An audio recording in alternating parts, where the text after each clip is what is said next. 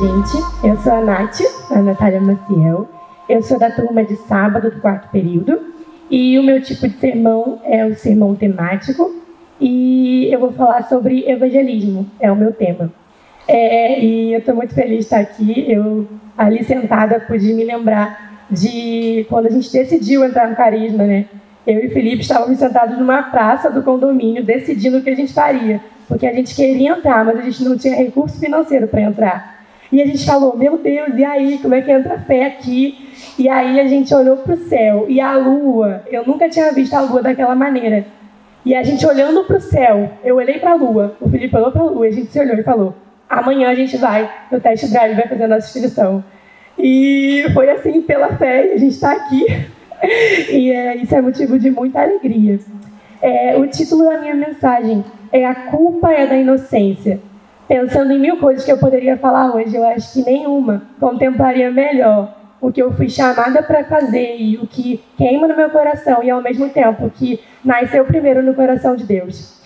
O texto que eu baseei nessa reflexão se encontra lá em Marcos 10, 13 e 14, que diz assim, e traziam-lhe meninos para que lhes tocasse, mas os discípulos repreendiam os que lhes traziam. Jesus, porém, vendo isto, indignou-se e disse-lhes, deixai vir os meninos a mim, e não os impeçais, porque dos tais é o reino de Deus.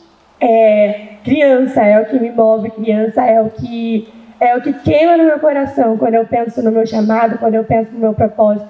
O evangelismo, mas em específico, o evangelismo para crianças. E o que me chama a atenção em Jesus durante seu ministério é que ele dedica tempo a todos os grupos considerados improváveis naquele tempo. Seja dos pecadores, seja a mulher adúltera, seja um leproso, seja o cego, seja um cobrador de impostos, mas ele também dedica tempo às crianças, que também eram pouco valorizadas naquele tempo, até hoje, né, de certa forma. E o que me chama a atenção nesse texto em específico é que Jesus aqui, ele tem um olhar muito específico sobre as crianças. Além dele dizer o quanto as crianças eram importantes para o reino, além dele dedicar tempo para parar, para orar por elas, para abençoá-las, ele identifica na criança a inocência, e ele consegue perceber que a inocência da criança não é um muro entre ela e o evangelho. Jesus, ele consegue ter a sensibilidade de olhar para a criança e perceber que a inocência dela era justamente a ponte que poderia conduzi-las para perto dele. E é exatamente sobre isso que eu pretendo falar um pouco com vocês hoje. Sobre o olhar de Jesus, sobre a inocência da criança. Sabe, eu percebo que ainda nos dias de hoje, por mais que muitas igrejas já tenham um trabalho com a criança, por mais que muitos de nós entendam essa importância, eu vejo muitas poucas pessoas praticando essa verdade. A verdade de olhar para a inocência da criança, não como um muro para que ela se achegue a Jesus, mas sim como a ponte que conecta ela ao Evangelho. Sabe, a culpa é da inocência. É uma forma de dizer que nós não podemos culpar a inocência pela nossa omissão em relação às crianças. A inocência delas não é um muro que nos impede de falar de Deus para elas, mas é justamente aquilo que a gente precisa pegar, e é o potencial que elas têm. E eu creio que nós, como igreja, nós temos a responsabilidade de falar, de conduzir crianças a Jesus. E é isso que eu vim falar. Eu vou trazer para vocês 3 razões pela qual nós, como igreja, precisamos e temos a responsabilidade de conduzir crianças a Cristo. O primeiro motivo é porque todos pecaram. Lá em Romanos 3:23, a Bíblia é clara quando diz que todos pecaram e destituídos estão da glória de Deus. Sabe, nós como cristãos, nós temos a consciência que o mundo ele está sobre um jugo de escravidão, não porque Deus quis, mas porque o pecado fez com que isso acontecesse. O pecado fez com que as pessoas vivessem nessa condição de pecadoras. E as crianças, elas não estão imunes a isso. As crianças também estão debaixo desse jugo. Por mais bonitinha, por mais linda e fofinha que seja a criança, ela carece da glória de Deus, assim como afirma Romanos 3:23. E é importante ressaltar que a inocência da criança, ela não anula o pecado. Sabe, a gente tem uma tendência a achar de que por ela ser inocente, a inocência dela, ela tem poder para anular as atitudes ruins que ela venha cometer, ou quando criança, ou no futuro. Mas a Bíblia afirma para a gente que apenas o poder do sangue de Jesus foi capaz de anular o pecado.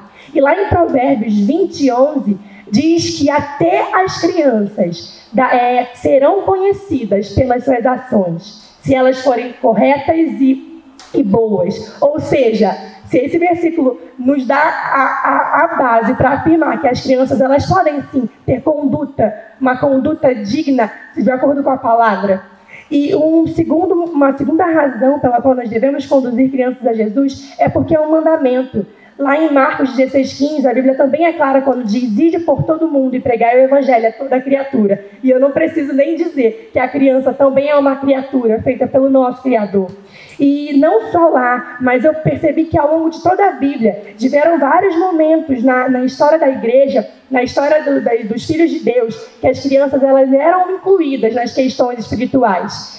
Uma delas é lá em Êxodo 12:26-27, quando Moisés ele fala para os pais que quando os filhos perguntassem sobre a Páscoa, que eles deveriam explicar que aquela Páscoa era um culto feito ao Senhor. E não só lá em Êxodo, mas em Deuteronômios, também Moisés ele instrui para que quando a lei fosse lida de 7 em 7 anos, que as crianças também deveriam estar presentes. E ele ainda diz mais: elas precisam estar presentes para que elas aprendam desde cedo a quem elas devem temer. Elas precisam desde cedo saber quem é o Deus da vida delas. E lá em Esdras, quando Esdras está lá fazendo o culto de arrependimento, as crianças também estavam presentes. Então, assim, nós temos aí muito mais exemplos na Bíblia de momentos em que as crianças eram incluídas nas questões espirituais. E o meu terceiro e minha última razão é a inocência e a pureza. É um solo fértil para crer. Sabe? A inocência e a pureza da criança é justamente o solo fértil para que o crer seja gerado. Sabe? Quando eu penso na criança, se eu pudesse compará-la a algo, eu compararia a criança à parábola do semeador. Eu falaria que a criança é o solo bom, é o solo perfeito, é o solo preparado para receber a semente e frutificar. E sabe, quando eu olho para as crianças, quem melhor para crer do que uma criança? Se você falar para a criança que atrás daquela porta tem um monstro que vai pegar ela, ela vai acreditar em você. Sabe? Se você falar para a criança que ela precisa imitar Jesus, quem é o melhor imitador que uma criança, sabe? A criança é uma imitadora nata. E não é só isso, às vezes a gente condiciona a criança pelo fato dela não poder entender tudo, mas sabe, a criança ela não precisa entender tudo, ela precisa entender o suficiente para crer. E a Bíblia diz lá em Romanos 1,16 que o Evangelho é poder de Deus para salvar todo aquele que crê. E olha que como maravilhoso, um coração que já é um solo perfeito para crer, junto com a palavra de Deus, que é o poder para salvar. E se nós cremos que é um poder para nos salvar, por que não também salvação de crianças? E o Espírito Santo que convence o homem do pecado, da justiça e do juízo. E coisas espirituais são discernidas espiritualmente. Ou seja, não quer dizer com a estatura, não quer dizer com tanto que ela pode compreender, mas sim o espírito dela se conecta ao Espírito de Deus. E sabe, eu tenho uma aluna que ela tem 5 anos. E um dia eu cheguei na escola e ela falou para mim: tia, hoje eu estou muito triste. E eu falei: Nininha, Deus, ele pode transformar a sua tristeza em alegria. E aí ela falou pra mim: tia, eu tenho medo de Deus. Aí eu falei: mas por quê? Aí eu falei assim: porque ele não gosta de mim. Mas eu falei: mas Nina, como assim? Deus te ama, Deus fez isso, Deus fez aquilo. E ela falou: tia, você está dizendo que Deus é bom. Mas se Deus é bom, por que ele levou meu pai embora? A Nina, ela tem 5 anos. E aquilo destroçou meu coração. E eu comecei a falar para ela o quanto Deus a amava. E que o pai dela ter ido embora não tinha a ver com Deus ser ruim, mas tinha a ver com o mundo que era mal. E porque o mundo estava debaixo do jugo. E a menina mudou da água para o vinho. A Nina ficou feliz. E ela falou: tia, eu estou mais feliz agora. Sabe?